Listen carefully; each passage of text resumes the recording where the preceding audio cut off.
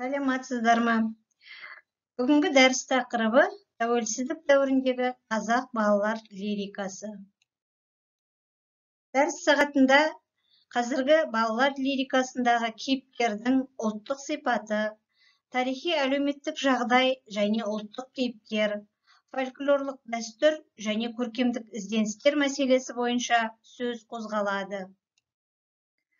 Қазақ балалар лирикасы қазақ әдебиетінің кенже дамыған саласы болғанымен, руханиятымызды көркемдік кеңістігін байытумен қатар, тәрбиелік тағылымдық жағында толықтырып отырған әдебиет әлемінің үлкен бір қанаты.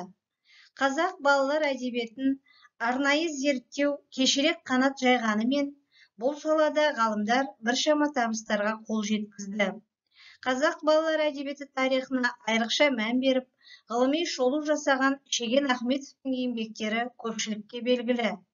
Әйтсе де, мұндағы кей тұжырымдар мен ойлар уақыт дамуына орай көнеріп, бүгінгі кемел әдебиеттің талаптарына жауап беруге әлсіздік танытатын тұстары да аз болған жоқ.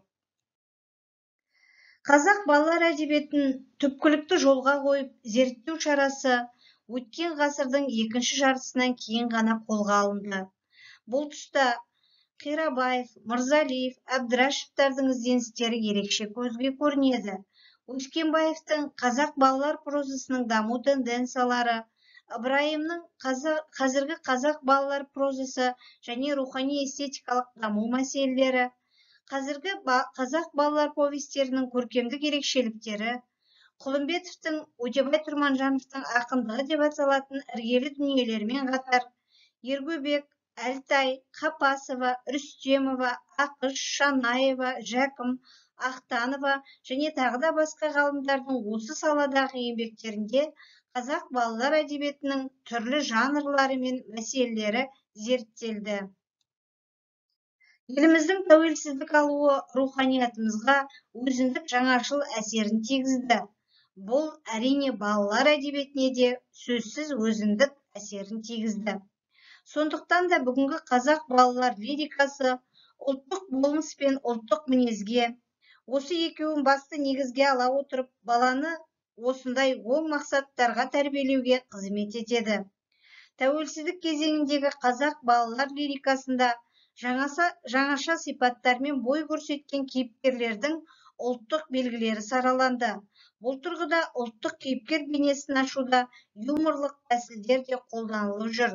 Атап айтқанда, балаларға арналған түрлі мазақтама өлеңдердегі бала бойында кездесетін салақтық, жалқаулық, еріншектік, тағы да басқа нашар қылықтар мен адамның балалық шағына тән кейбір мінез құлық, ана тілін білмейтін баланы әжуаға айналдыру, бұл да балалар лирикасы үшін ұтымды тәсіл болды. Сатиралық шығармалардың денінен кейіпкердің ұлттық сипатын сөз етпекті анық авторлық позицияны байқауға болады. Ысқақтың кино көргіш Шонай деп аталатын өлеңінде бүгінгі кейіпкердің тағы да бір қырынан сыналуы көрініс тапқан. Автор баланың ой өрісіне сәйкес келетін тартымды да ойнақы оқиғаны құра білген. Бұл бала кемшілігін сөз етудің кәдімгі мазақтаманың бір түрі. Басты кейіпкер Шонай деген баланың бір ғана ермегі бар. Ол күндіз-түні теледидар алдындағы тұтқынға айналған. Өлең жолына мысал келтіретін болсақ, ақын былай деп жырлады: Ван Дам, Шварценеггер дегендерді жатқа біледі, оларды білмегендерді өмірден қалған деп күледі. Ал өзі Қобыландыны, Кебекті, Абылайды кім екенін білмейді, танымайды дейді. Міне, өз заманымыздың шындығын, бүгінгі кейіпкердің боямасыз бет бейнесін анық осы өлең жолынан да байқауға болады. Қаламгерлер балаларды күлкіменен тәрбиелеуді тәрбиенің ең үлкен түрі ретінде басты назарда ұстады. Сөгіп ақыл айту өскелең уақыттағы бала психологиясына кері әсер етуі заңды. Оған кемшілігін жекіп түсіндіргеннен гөрі жеңіл де жылы юмормен әшкерелеудің ақылға тән функциясы басым.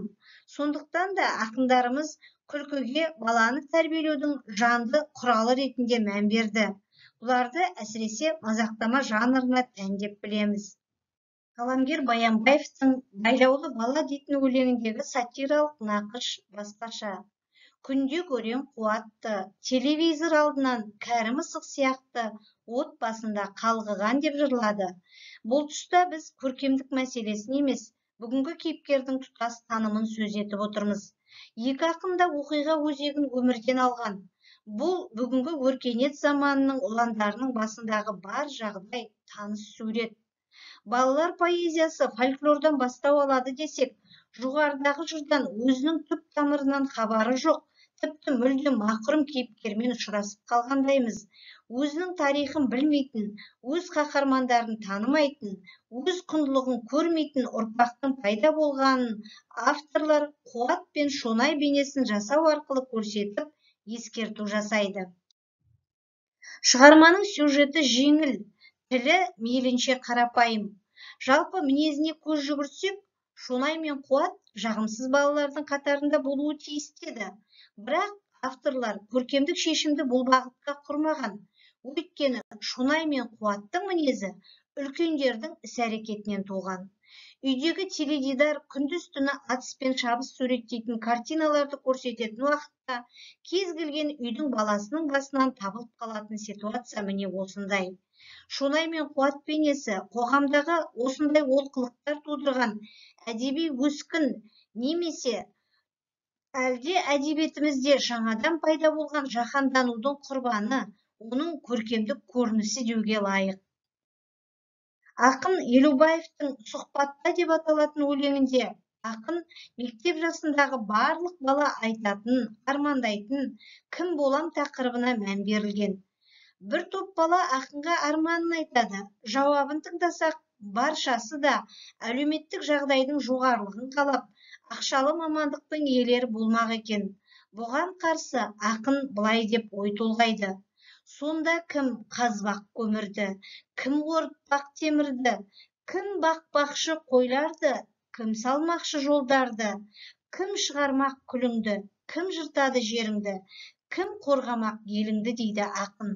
Бүгінгі балалар лирикасында Тоқтар мен Талғат бейнесі жаңа уақыттың жаңа қаһармандары ретінде кестеленіп келеді.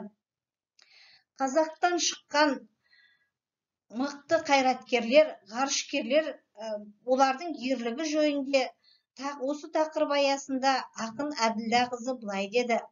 Қазақтың тұңғыш ұшқышы ғарышкер батыр атанды. Қыраннан асып шыңғысы, жер анадан бата алды десе, бұл қатарда Өтетілеуовтың Тоқтар тұңғыш ғарышкер дейтін өлеңі де бар. Жалпы ұлттық кейіпкер дегеніміздің өзі ұлттық психологиямен ұштасып жатқан категория. Сондықтан да ұлттық кейіпкер жағымсыз, жағымды болып келеді. Біз мұны жоғарыда талдау көзіне айналдырған шығармаларымыз арқылы айқындауға тырыстық. Ақындарымыз бүгінгі кейіпкердің ұлттық бағытын байыту сипатына өзіндік үлестерін қосты. Ұлт ішінен өрбейтін жамандық пен жақсылықтың айқасы тәрізді тартыстарды туындату негізінде ұлттық характердің сан алуан қыры болатын, оның тек жақсылық шеңберінде сақталып қалмайтын, бірақ жақсы мінездің жеңіске жететінін бейнеленеді. Балалар әлемі үшін құнды жақсылықтың жаршысындай кейіпкерлер ұлттық мінезді айқындаушы типтер болып табылады. Әр қоғам әдебиетінің өзіне тән тақырыбы мен бағыты болады.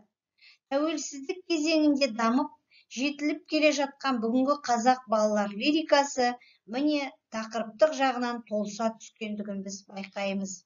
Баланың өз қоғамына пайдасы тиер жақсы мінездерді бойына жинаған азамат болып өсуіне бірден бір себепші құрал әдебиет. Балалар әдебиеті қасиетті сөздің дүниетанымдық эстетикалық шырақтарын жаға отырып дамиды. Қорыта айтқанда, бүгінгі қазақ балалар лирикасының үлкен жаңалығының бірі ауыз әдебиеті рухында пайымдалып, байырғы жанрлар үлгісінде туындаған тың мазмұндағы шығармалардың қатары көбейгендігімен ерекшеленеді. Дәріс сағатының соңында бүгінгі тақырыпқа қатысты әдебиеттер тізімі мен интернет ресурстар көзі беріліп отыр. Дәстүрлі түрде студенттерге инсерт картасы бойынша жұмыс жасап, кері байланысқа шығуды тапсырамыз. Осыменен дәріс сағаты аяқталды. Сау саламатта болыңыздар.